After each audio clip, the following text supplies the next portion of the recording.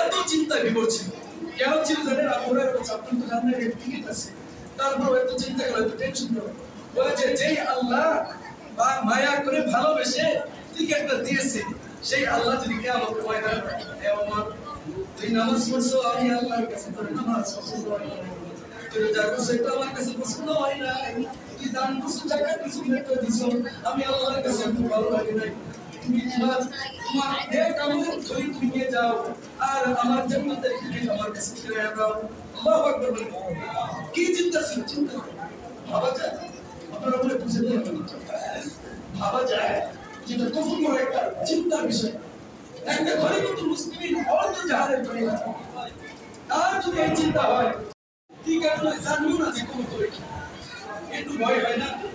একটু চিন্তা করে হাতে পায়ে ধরে বলি যে গুনাহ থেকে ফিরে আসে, কারণ গুনাহের শাস্তি বড় ভয়াবহ।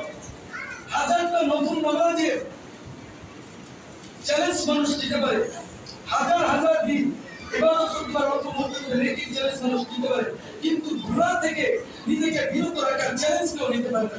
আজ পর্যন্ত নিজেকে নিজেকে সবচেয়ে রাসূলুল্লাহ বলেছেন যে কোন ব্যক্তি যদি ভালো করে হাদিস মাসুর মনে রাখবেন, কোন ব্যক্তি যদি অনেক পরিশ্রম করে যে ইবাদত করে, ওই পরিশ্রমকারী ইবাদত যদি কেউ পিছনে ফেলতে চায়, সবাই বলেন কি করে? কেউ যদি অনেক পরিশ্রম করে ইবাদত করে এমন আবেগকে যদি কেউ পিছনে ফেলতে চায়, তাহলে সে যেন নিজেকে গুনাহ থেকে সংযত রাখে, বিরত রাখে, তথা গুনাহকে ভয় করে গুনাহ থেকে বিরত থাকে।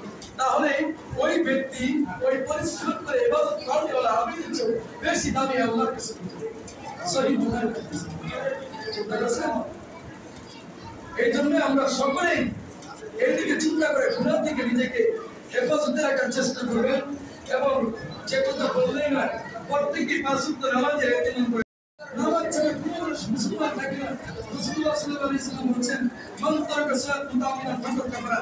আমরা যত বড় দানবী, যত বড় কলামিস্ট, যত বড় গবেষক হন না কেন, যত বড় বুজুর্গ হন না কেন, নামাজ ছাড়া আপনার বুজুর্গ কি? নামাজ ছাড়া আপনি মুসলমান নয়। দান খয়রাত ছাড়া আপনি মুসলমান হতে পারেন না। রাসূলুল্লাহ সাল্লাল্লাহু আলাইহি ওয়াসাল্লাম বলেছেন যে এক ব্যক্তি সারা দিন সে দান খয়রাত করে, কিন্তু সে নামাজ জামাতের সাথে আদায় করে না, বলে যে সে জাহান্নামী। নাউযুবিল্লাহ বলেন। রাসূলুল্লাহ সাল্লাল্লাহু আলাইহি ওয়াসাল্লাম বলেছেন এক ব্যক্তি প্রতিদিন একটা করে টুকরা দান করে এবং ফরজ নামাজ যথাসময়ের মধ্যে আদায় করে। কষ্ট করে বললাম, যদি কষ্ট পেয়ে থাকে আমার দৃষ্টিতে রাখবেন। আমাদের সময় মনে হয় শেষ পর্যায়ে, সমাবেশ আপনি কি মনে হয় শেষ করে দেব ইনশাআল্লাহ। যদি কষ্ট পেয়ে থাকেন, সময় পেয়ে রিসেট হয়ে গেছে, এটা তো আর কুরবানি না। আমরা নামাজ পড়ে বসে রইলাম, কিছুদিন বসে ছিলাম, যদি ভিতরে একটা মানুষ এখানে দিকটা নরম হয় যে হুজুরের কথা আল্লাহর জন্য আমাদেরকে বলছে, আল্লাহর জন্য ভালোবেসে আমরা নামাজ পড়তে পারবো, এই একটা কথা মাত্র আপনারা আমার কাছে পৌঁছে দিন। হতে পারে আল্লাহ পাক আমাদেরকে কবুল করতে পারে, আজকে এই মাস কবুল করতে পারে। এজন্য হিংসা বিদ্বেষ এগুলো অন্তর থেকে বের করে দিয়ে আজকে আনন্দের দিনে আসলে বসে করে এই ঈদের আনন্দ ভাগাভাগি করে একে অপরের বন্ধু হয়ে এই ঈদের এই আনন্দ মিলনের জন্য আমার কারো তৌফিক দান করুন।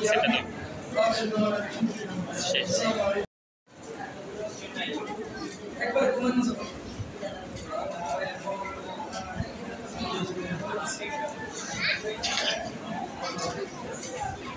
আলোচনা আছে